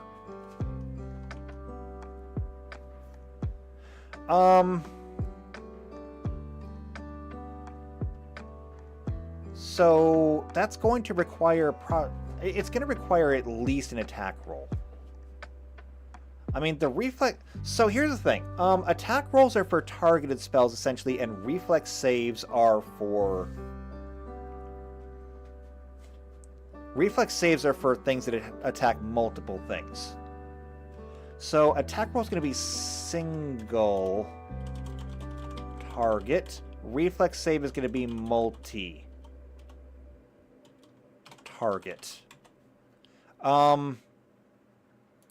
And I know that I'm picking a lot of examples from Red, but that's just because that's what I'm most familiar with.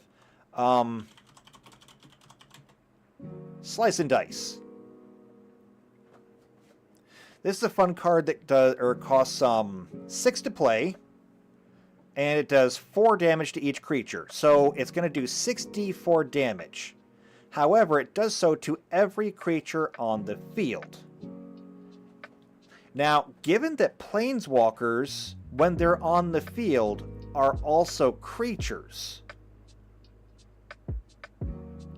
that means that since a planeswalker on the field can also be a target, that means that technically speaking, if this was to be cast in Pathfinder, it could also deal damage to you. Now, because this does damage to everything, this would be a reflex save. It would be 64 damage with a reflex save. And it may be a reflex save for half, it may be a reflex save for nothing. PC Unicorn says, I think the idea might make some commons more powerful than the rare, though. Yes. Kinda. So, rare cards, in my experience, are not necessarily more powerful than commons.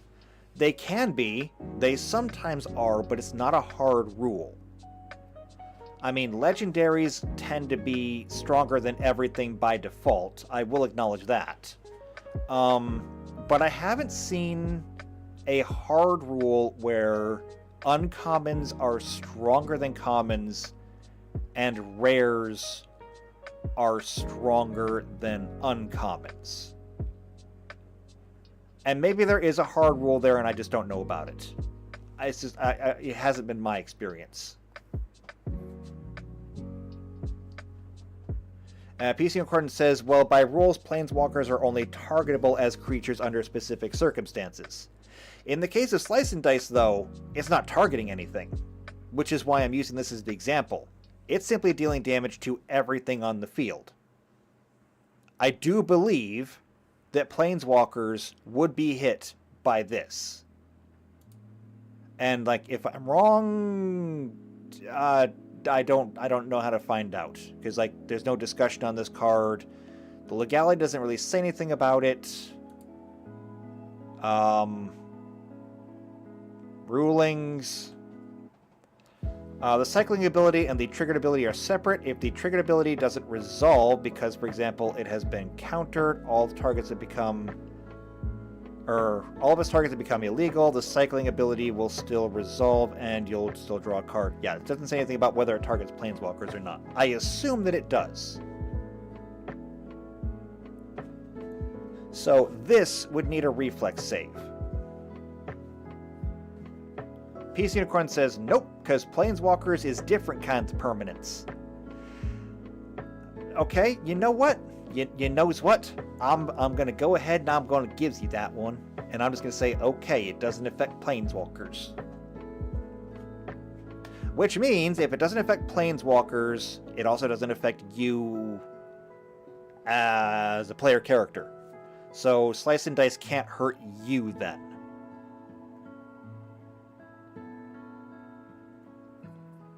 At least I guess that's how that's gonna work.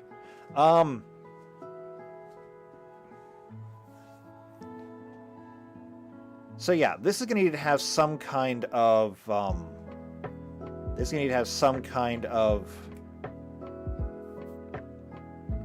reflex save. So we know that with any targeted, let's see.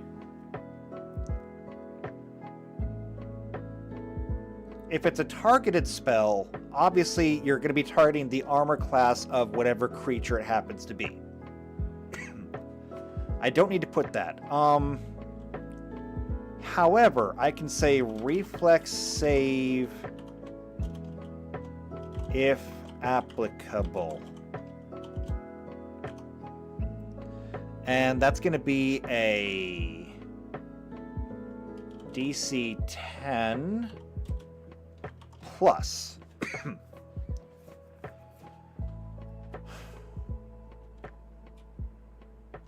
Let me just go back to spell DCs and make sure I'm doing this right. Spell DC, that's going to be under magic. Casting spells, counter spells, spell results, saving throws, divine spells. Let's go into saving throws. The DC for the save is determined by the attack itself.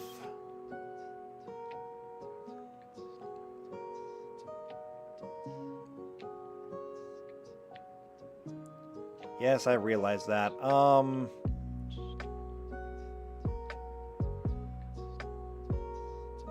I want the save DC.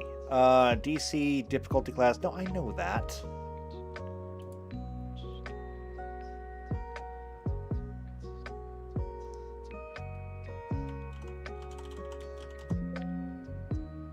Okay, that didn't work.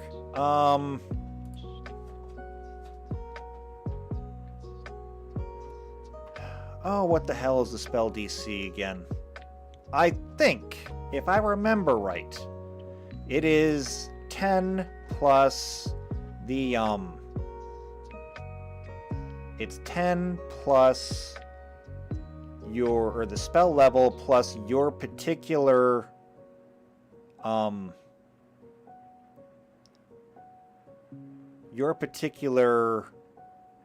ability score. So like for wizard it'd be intelligence, for a sorcerer it would be charisma, and I don't even actually know if we I don't actually know if we determined the ability score for a planeswalker yet. It's probably going to be charisma though, honestly, because it's just that's the one that makes the most sense. Duration, saving throw. Let me check here. Okay, negates, partial, half, none, disbelief, object. Here we go. Saving throw difficulty class.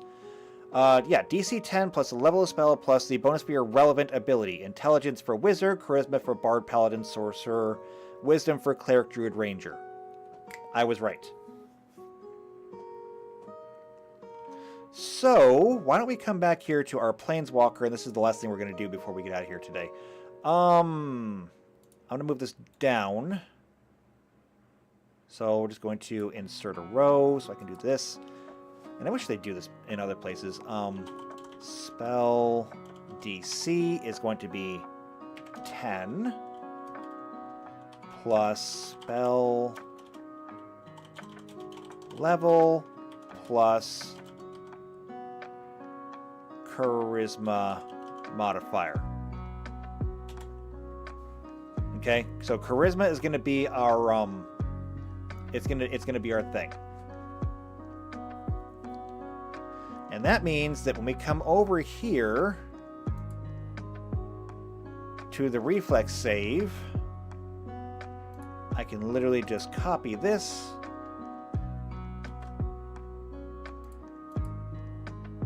Nope. Here. And paste. So, reflex save will be 10 plus the spell level plus the charisma modifier. Meaning that if we come back to slice and dice here, you've got a whole field full of creatures. Somebody goes to cast this. It is going to do 6d4 damage to everything on the field. Roll it once, apply the damage to everything. With a DC of, and let's say that you have a 14 or 15 in charisma, it's going to be 10 plus the spell level, that's 16, plus your charisma modifier, 18. Everyone has to make a DC 18 reflex save. Which, you know, for a level 6 spell here, that's not bad. Now, that does mean that once we got up into the higher level cards, well, no, the most expensive card out there costs like 16. Most cards are never going to be that expensive. I mean, even when you're getting up into cards that are that expensive, you're potentially running into problems. So we'll have to wait and see. I like it though. We still have more work to do on this. And so I don't know how far we're going to get next time because we haven't even looked at enchantments yet. I'm still mostly looking at instants and sorceries. Enchantments are going to be a whole different thing. So we'll get into that next time. However, for right now, I think we've got a good start. So I'm already running long. We're going to go ahead. We're going to get out of here. The more I work on this, though, the more I'm excited for it. I think it's going to be really fun. Alright, though, if you want to see, however, what we can do next, especially when it comes to things like the non-damaging ones, because we've got a lot of things to go through. A non-damaging spell can do pretty much anything. Finding a way to standardize that across all of the non-damaging cards is going to be hard, but we'll figure something out. Essentially, I know that we have a lot of terms that we can go over. We can get into the actual glossary of terms, and that should give us a good start. And maybe that's what we need to do. Maybe it's time we actually get into the glossary of terms, so that we know kind of what we're working with here. I don't know, it's going to be a lot. But if you want to see that, subscribe to the channel, hit the bell icon, that way you get notified every time these videos come out. If you know somebody else who's also into either Pathfinder or Magic the Gathering, share this video with them. If you just like what I'm doing though, leave a like on the video. Okay, that always helps, and it makes me feel better too. When I see likes, it makes me happy. Don't forget, you can also leave a comment down below. More importantly though, you can also leave comments in the Discord. In fact, you can leave full-on conversations in the Discord. And if you want to play with us, you'll have to join the Discord to do so. If you want to play with us, join the Discord, go to the behind the screen channel, let me know what your availability is, and I will see what I can do to make that happen. So, I look forward to seeing you there. I look forward to seeing you next week for more Magic the Gathering. And I think that's it. So until then... Oh, wait. One more. We'll give a little wave. We'll give a little wave. Until then, take care.